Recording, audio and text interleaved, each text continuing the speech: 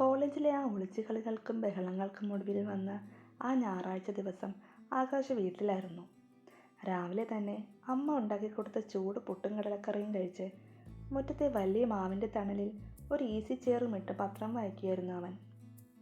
College പ്രൊഫസറുടെ ആ ഗൗരവമുള്ള കുപ്പായമെല്ലാം മാറ്റി ഒരു സാധാരണ മുണ്ടും ഒഴുക്കൻ ഷർട്ടും ഉടുത്ത് വീട്ടുകാര്യങ്ങളിൽ ശ്രദ്ധിച്ചിരിക്കുമ്പോഴും അവൻ്റെ മനസ്സ് പൂർണ്ണമായും അവിടെയൊന്നുമായിരുന്നില്ല. പത്രത്തിലെ വാർത്താക്ഷരങ്ങൾക്കിടയിലൂടെ ലാസ്റ്റ് ബെഞ്ചിലിരുന്ന് തന്നെ നോക്കി മുഖം വീർപ്പിക്കുന്ന ഗീതുവിൻ്റെ മുഖം അവൻ്റെ മനസ്സിലേക്ക് വീണ്ടും വീണ്ടും വന്നുകൊണ്ടിരുന്നു. കോളേജിൽ പോകാത്തത് കൊണ്ട് അവളെ ഇന്ന് കാണാൻ പറ്റില്ലല്ലോ എന്നൊരു ചെറിയ നിരാശ ഉള്ളിലുണ്ടെങ്കിലും ഇന്നലെ ക്ലാസ് മുറിയിലും വരാന്തയിലും വെച്ച് അവൾ കാണിച്ച ആ കുറുമ്പുകൾ ഓർക്കുമ്പോൾ അവൻ അറിയാതെ ചുണ്ടിലൊരു പുഞ്ചിരി വിരിഞ്ഞു. കയ്യിലിരുന്ന ചായക്കപ്പിലേക്ക് നോക്കി അവൻ ആ ഓർമ്മകളിൽ അങ്ങനെ മുഴുകിയിരിക്കുകയായിരുന്നു. പക്ഷെ അവൻ്റെ ആ ശാന്തമായ ചിന്തകളെ പാടെ മുറിച്ചുകൊണ്ട് പറമ്പിലെ വേലിപ്പടപ്പുകൾക്കിടയിലൂടെ ഒച്ച വെച്ചുകൊണ്ട് ഒരാൾ അങ്ങോട്ട് വരുന്നത് അവൻ കണ്ടു. അല്പം മാറി താമസിക്കുന്ന അമ്മയുടെ സ്വന്തം സഹോദരൻ്റെ മകളായ പ്രിയയായിരുന്നു അത്. ഒരു സാധാരണ ഞായറാഴ്ച വേഷത്തിൽ കയ്യിലൊരു സ്റ്റീൽ പാത്രവുമായി അവൾ ഉമ്മറത്തേക്ക് കയറി വന്നു. പ്രിയയ്ക്ക് പണ്ട് മുതലേ ആകാശിനോടൊരു പ്രത്യേക ഇഷ്ടമുണ്ടായിരുന്നു. അവൾക്ക് അവനെ കാണാനും സംസാരിക്കാനും വലിയ ഉത്സാഹമാണ്. ആകാശിന് കോളേജിൽ ജോലി കിട്ടിയത് മുതൽ അവളുടെ ഈ വോളണ്ടിയർ വിസിറ്റുകൾ അല്പം കൂടിയിട്ടുണ്ട്. അമ്മായി, അമ്മായിയെ, എവിടെ പോയി കിടക്കുക എല്ലാവരും എന്ന് ഉറക്കെ വിളിച്ചുകൊണ്ടാണ് അവൾ ഉമ്മറത്തേക്ക് കയറിയത്. കസേരയിലിരിക്കുന്ന ആകാശിനെ കണ്ടതും അവളുടെ മുഖത്തൊരു കള്ളച്ചിരി വിരിഞ്ഞു. ആഹാ, നമ്മുടെ പ്രൊഫസർ ഇവിടെ ഉണ്ടായിരുന്നോ? പുതിയ ജോലി കിട്ടിയതിൽ പിന്നെ നാട്ടുകാർക്കൊന്നും ഇങ്ങനെ കാണാൻ പോലും കിട്ടാറില്ലല്ലോ. എപ്പോഴും വലിയ ബിസിയാണെന്നാണ് കേട്ടത് എന്ന് പറഞ്ഞ് അവൾ അവനെ ഒന്ന് വട്ടാക്കി. ആകാശ് പത്രം അല്പം താഴ്ത്തി അവളെ നോക്കി ഒന്ന് മൂളുക മാത്രം ചെയ്തു. അവൾക്കങ്ങനെ അധികം പിടികൊടുക്കാൻ അവൻ താല്പര്യമില്ലായിരുന്നു. അവൻ വീണ്ടും പത്രത്തിലേക്ക് തന്നെ നോക്കി. അപ്പോഴേക്കും അടുക്കളയിൽ നിന്ന് അമ്മ കൈകൾ തോർത്തിക്കൊണ്ട് ഉമ്മറത്തേക്ക് വന്നു. എന്താണ് ഈ പ്രിയ രാവിലെ തന്നെ ഒരു ബഹളം? എന്താ നിന്റെ കയ്യിൽ? അമ്മ ചോദിച്ചു. ഇത് അമ്മ രാവിലെ ഉണ്ടാക്കിയ നല്ല ചൂട് നെയ്യപ്പമാ അമ്മായി. അമ്മായിക്കും ആകാശേട്ടനും തരാൻ പറഞ്ഞതാ. അപ്പോഴാണ് ഞാൻ ഓർത്തത് ഇവിടെ ഒരു പുതിയ പ്രൊഫസർ ഉണ്ടല്ലോ എന്ന്. അമ്മായി, ഈ ആകാശേട്ടന് ജോലി കിട്ടിയിട്ട് നമുക്കൊന്നും ഒരു മിഠായി പോലും കിട്ടിയില്ലല്ലോ. ചോദിക്കുമ്പോൾ ഭയങ്കര ജാടയാണ്. കോളേജിലെ പിള്ളേരുടെ മുന്നിൽ കാണിക്കുന്ന ഈ ഗൗരവം എൻ്റെ മുന്നിൽ കാണിക്കുന്നത് എന്തിനാ അമ്മായി? ഒരു മിഠായി പോലും വാങ്ങിത്തരാൻ തോന്നിയില്ലല്ലോ. ഇത്രയ്ക്ക് കഞ്ഞിയാണോ ഈ ആകാശേട്ടൻ എന്ന് പ്രിയ അമ്മയോട് പരാതി പറയുന്ന മട്ടിൽ ചോദിച്ചു. അമ്മ അത് കേട്ട് ചിരിച്ചുകൊണ്ട് ആകാശിനെ നോക്കി. അത് ശരിയാടാ ആകാശേ, പ്രിയമോൾ പറയുന്നത് നേരാ. അവൾക്ക് നീ എന്തെങ്കിലും വാങ്ങിക്കൊടുക്ക്. നിന്റെ അടുത്ത് അവളല്ലാതെ വേറെ ആരാടാ ഇങ്ങനെ വന്ന് ചോദിക്കാനുള്ളത് എന്ന് പറഞ്ഞു. അമ്മ അങ്ങനെ പറയുന്നത് കേട്ടപ്പോൾ പ്രിയയ്ക്ക് കൂടുതൽ സന്തോഷമായി. അവൾ ആകാശിനെ നോക്കി തലയാട്ടി ഇളിച്ച് കാണിച്ചു. പക്ഷെ ആകാശിന് പ്രിയയുടെ ഈ വർത്തമാനങ്ങളും ശല്യപ്പെടുത്തലുകളും ഒട്ടും ഇഷ്ടപ്പെടുന്നുണ്ടായിരുന്നില്ല. അവളോട് മറ്റൊരു താല്പര്യവും അവൻ്റെ ഉള്ളിലില്ലായിരുന്നു. അവൻ അവളോട് സംസാരിക്കാൻ പോലും മടി തോന്നി. അതുകൊണ്ട് തന്നെ അവൻ പത്രം വീണ്ടും മുഖത്തിന് നേരെ പിടിച്ച് ഗൗരവത്തിൽ പറഞ്ഞു. എനിക്ക് നാളത്തെ ക്ലാസ്സിനുള്ള കുറേ കാര്യങ്ങൾ നോക്കാനുണ്ട് പ്രിയേ. നിനക്ക് എന്താ വേണ്ടെന്ന് വെച്ചാൽ അമ്മയോട് ചോദിച്ചു വാങ്ങിച്ചോ. എന്നെ വല്ലാതെ ശല്യം ചെയ്യരുത്, എനിക്ക് ഒരുപാട് പണിയുണ്ട്. അവൻ്റെ കടുപ്പിച്ചുള്ള സംസാരം കേട്ടപ്പോൾ പ്രിയയുടെ മുഖം അല്പം ചെറുതായെങ്കിലും അവൾ വിട്ടുകൊടുക്കാൻ തയ്യാറായില്ല. മനസ്സിലായി മനസ്സിലായി, വലിയ പ്രൊഫസറല്ലേ, അതിൻ്റെ ഗമയുണ്ടാകും. പക്ഷെ എനിക്കതൊന്നും കേൾക്കണ്ട, എനിക്കുള്ളത് എന്താണെന്ന് വെച്ചാൽ ഇങ്ങ് തന്നാൽ മതി എന്ന് പറഞ്ഞ് അവൾ പാത്രം ഉമ്മറത്തെ മേശപ്പുറത്ത് വെച്ചിട്ട് പതുക്കെ അടുക്കളയിലേക്ക് അമ്മയുടെ കൂടെ നടന്നു.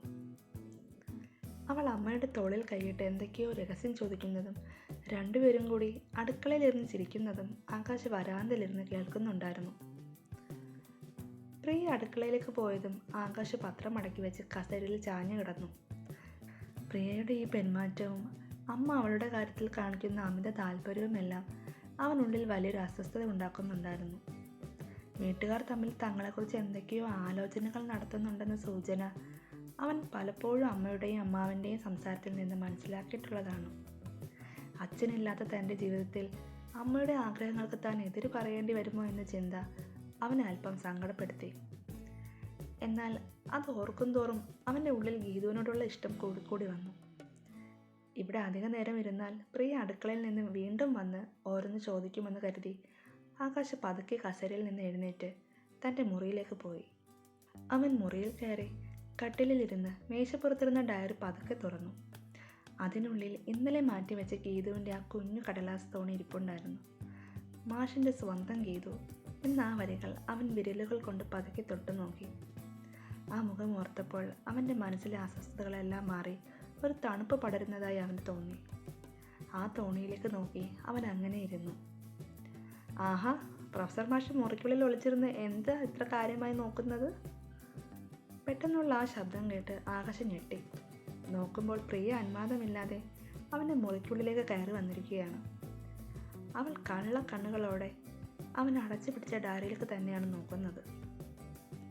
ആകാശ് പതുക്കെ വെപ്രാളം മറച്ചു വെച്ച് ആ ഡയറി മേശയ്ക്കുള്ളിലേക്ക് എടുത്തു വെച്ചു. അവൻ്റെ മുഖത്ത് ദേഷ്യം പടർന്നു.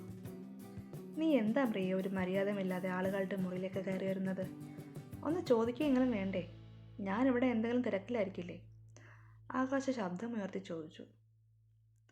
അയ്യോ, ദേഷ്യപ്പെടല്ലേ ആകാശേട്ടാ, ഞാൻ വെറുതെ ഒന്ന് വന്നതല്ലേ. അടുക്കളയിൽ അമ്മയുടെ കൂടെ ഇരുന്ന് മടുത്തപ്പോൾ ഏട്ടൻ ഇവിടെ എന്താ ചെയ്യണമെന്ന് നോക്കാൻ വന്നതാ. എന്തിനാ എപ്പോഴും എന്നെ കാണുമ്പോൾ ഇങ്ങനെ ചൂടാവുന്നത് എന്ന് പറഞ്ഞ് അവൾ പതുക്കെ അവൻ്റെ കട്ടിലിൻ്റെ അരികിലേക്ക് വന്നിരുന്നു. എന്നിട്ട് മേശപ്പുറത്തിരിക്കുന്ന അവൻ്റെ കോളേജ് ബുക്കുകളിലേക്ക് കൈ നീട്ടി. ഈ കോളേജിലെ പിള്ളേരെ പഠിപ്പിക്കാൻ ഇത്രയും പുസ്തകങ്ങൾ വേണം ഏട്ടാ? എനിക്കും തരുമോ ഇതിലൊരു ബുക്ക്? ഞാൻ വെറുതെ വായിച്ചു നോക്കാനാ. പ്രിയ, എനിക്ക് വെറുതെ സംസാരിച്ചിരിക്കാൻ സമയമില്ല. ഞാൻ പറഞ്ഞില്ലേ, എനിക്ക് നാളത്തെ ക്ലാസ്സിനുള്ള കാര്യങ്ങൾ നോക്കാനുണ്ട്. നീ അപ്പുറത്തേക്ക് ചെല്ലേ. ആകാശ് ഒട്ടും താല്പര്യമില്ലാതെ കസേരയിലേക്ക് തിരിഞ്ഞിരുന്ന് പറഞ്ഞു. അവൾ കട്ടിലിൻ്റെ അറ്റത്തിരുന്ന് അവൻ്റെ മുഖത്തേക്ക് തന്നെ നോക്കിയിരുന്നു. എപ്പോഴും ഈ ഗൗരവം കാണിച്ചാൽ എങ്ങനെയാ ആകാശേട്ടാ? അമ്മയും അമ്മായിയും ഒക്കെ ഇന്നലെ കൂടെ നമ്മുടെ കാര്യം സംസാരിച്ചതേ ഉള്ളൂ. ആകാശേട്ടന് ജോലി കിട്ടിയ സ്ഥിതിക്ക് ഇനി അധികം വൈകിക്കണ്ട.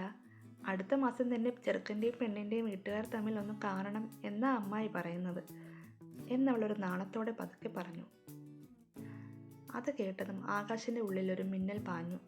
വീട്ടുകാർ കാര്യങ്ങൾ താൻ വിചാരിച്ചതിലും വേഗത്തിലാണ് നീക്കുന്നതെന്ന് അവന് മനസ്സിലായി.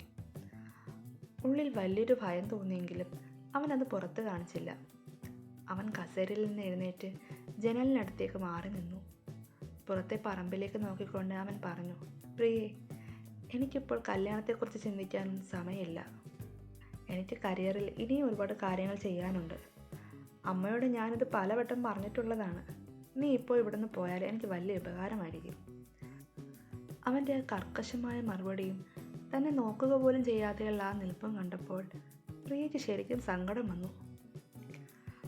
അവളുടെ കണ്ണ് നിറഞ്ഞു.